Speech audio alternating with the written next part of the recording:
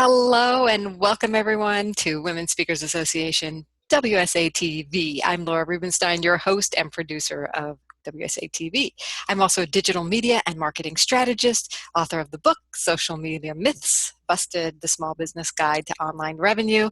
I am so excited for today's show. We have incredible guests. By the way, if you're not yet a member of Women Speakers Association, check out joinwsa.com and you'll find out more details at the end as well. But today's topic is how to end family dysfunctional patterns. And we have two experts that I want to introduce to you right away and get into their advice. But first, let's just say hi to them. Hi, Danica. Hi there. Thanks for having me today. I'm Danica Treble. I am the I used to be a family dynamics coach. Now I switched it over to the family life coach. And my website is danicatrebel.org. And it's DANICATREBEL.org, which is already up there. And I am coming to you live from North Carolina today. Woohoo! Welcome, Danica. Glad you're here. And let's go over to Candace and say hi, Danica. Candace, sorry. Hello. Hi, Laura. Hi, Danica. Hi, everyone. I'm Candace Platter, and my website is candaceplatter.com. And I am an addictions therapist working primarily with the loved ones of addicts. Wow. I'm coming to you from Vancouver, Canada. Yay! We got Vancouver, North Carolina. All good. Yeah. So we have you both, addictions specialists and family communication specialists. So I'd like to know, what are the dysfunctional patterns you work with and how can we end them? Danica, tell us about that. Oh, goodness. We'll see if we can make it through without crying. Families are locked into listening patterns that are generally automatically send teens into shutdown mode. And when we can help parents learn that it's not the teen's job to change, and we can help teens understand that, or the parents understand that it's not their job to demand change as well, then the whole paradigm shifts and the communication will change relationships for generations. Wow. Okay. Well, I'm seeing a lot of families being able to use that, and okay, this is a big job because we're often locked into patterns. I'm sure you see that. Mm-hmm. Yes, ma'am. All right. Well, Candace, tell us about the patterns you see that are dysfunctional and what to do about it. Yeah. The loved ones of people who are struggling with addiction are struggling right alongside them, and there isn't a whole lot of help for them out there. And usually they just don't know what to do. They're so fearful. They're so afraid that the ones they love are going to die. And so they often enable addicts instead of actually helping them. So when we enable an addict, it's kind of like giving money to an addict. We're basically doing things that assist the addiction to continue. But when we pivot into a helping behavior, that's how we can help the addiction stop. So people need to learn the difference between enabling and helping. Mm. So what I'm hearing from both of you is that there's patterns established that are really not working, and there's new paradigms that can be created over time, I'm sure. And it takes a lot of courage and it takes a lot of introspection. But if one is willing to do that, and you both have tools for that, right?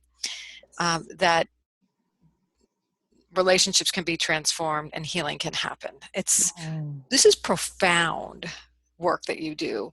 So let's talk a little bit about this passion that you have, or who you work with, what you really do for them. Tell us about your mission, Danica. Oh my goodness. Whew. My heart is for teenagers, because so many times parents unknowingly steal their voices. I did it to my kids, and it was done to me. And it was through that self-reflection that you just mentioned that I was able to trace my history of eating disorders. There was decades of eating disorder patterns that I was able to realized that if I didn't fix me, my kids were going to end up like me or worse. And that was not an option. If I were going to be the reason that they had a living hell, that was worse than anything I could possibly ever imagine. And so I knew I needed to do something different so they could end up having different lives than I did.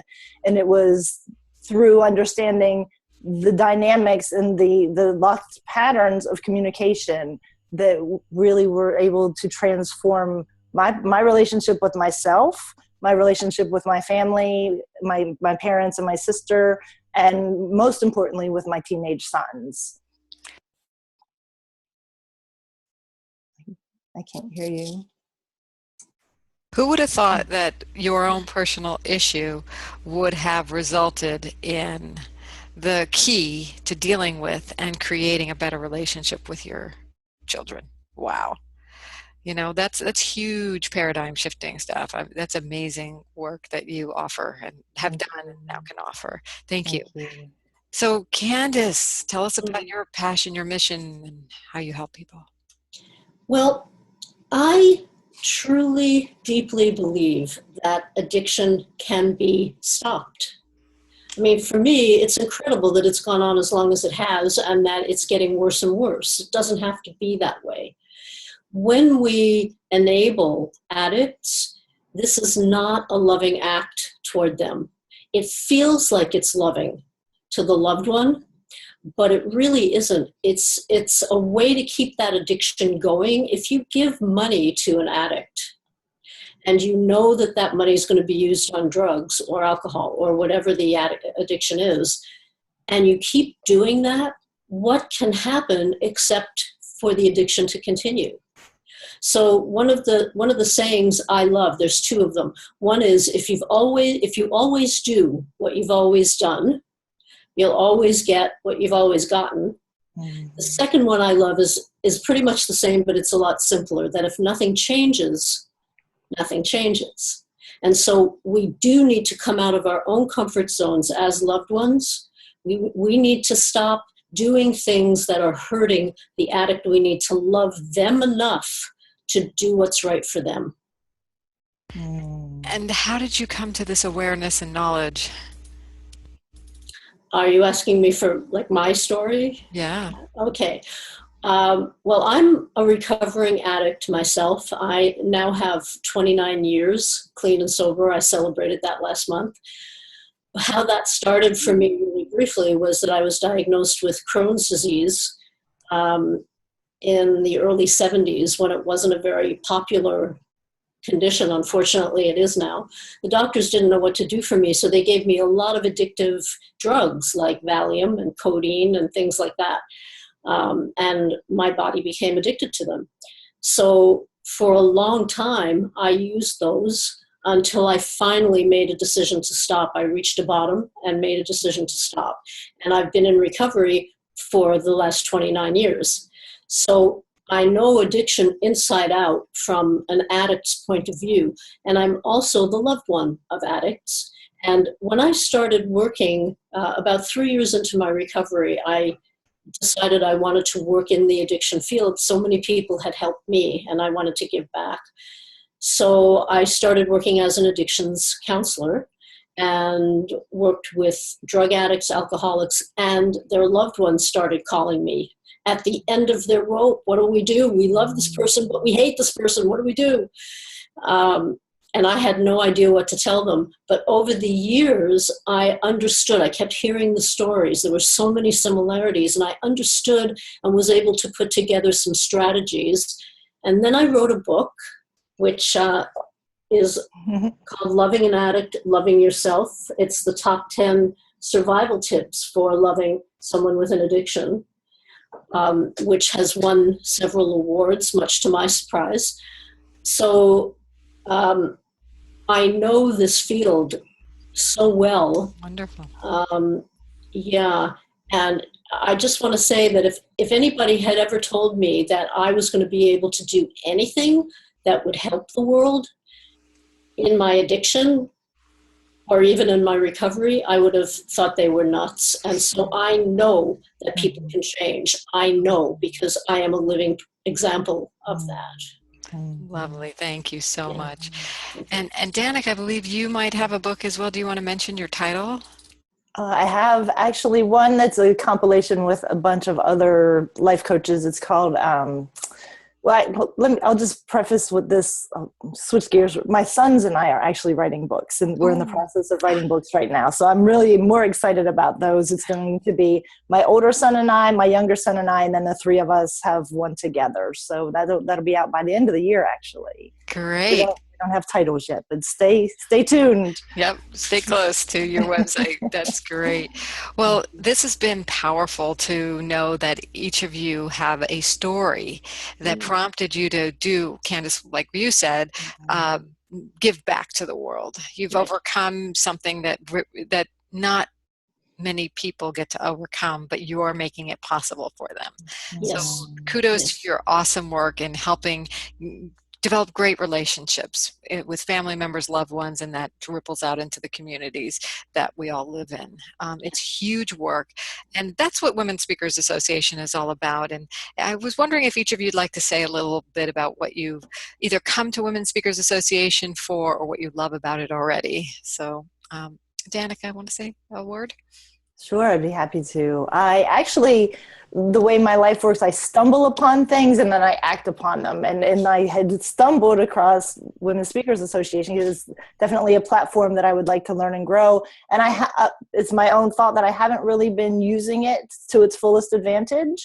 So I intend to really dive in and get empowered by it. But the little bit of interaction I've had has been so amazing. Everybody's been encouraging, and there's no shame about not being involved. It's always just so encouraging, and everybody's so helpful. Just like with you today, you launched me further than I had been in years. So I can't say enough about it. And I think everybody who has the desire to use their story as a speaker should definitely join this platform. Yes, great. We welcome you and your stories, and as much or as little as you want to be involved, but you're here today, so you're more involved than a lot of our members. And Candace, give us your insights into Women Speakers Association. Well, I love it because it just gives exposure to women like myself, to professional women who are out there trying to make a difference in the world, who I'm sure are making a difference in the world. And I love the fact that there's an avenue to get that kind of exposure. And I really enjoy listening to the interviews as well, because there are people in the world I didn't know existed doing work that is amazing. So Yeah. thank you. Good point. You are so welcome, and that is why we do this. I'm going to share my screen one more time so everyone can see us all and see our, how to get in touch with you. If you're struggling with one of these areas of dysfunction, or you want that great relationship, you're not sure where to turn, Danica and Candace can help you. And so can Women Speakers Association. If you have a message to get out, please join us at Join WSA. We have 2 levels of membership. One is actually free. The one that Danica and Candace are at is the premier level. We like to feature you and help bring that visibility to your brand and your great work and bring your great advice out here. So thank you again. We will see you next time on another episode of WSA TV. In the meantime, make it a great day. Bye for now. Bye. Thank you. Bye. Bye.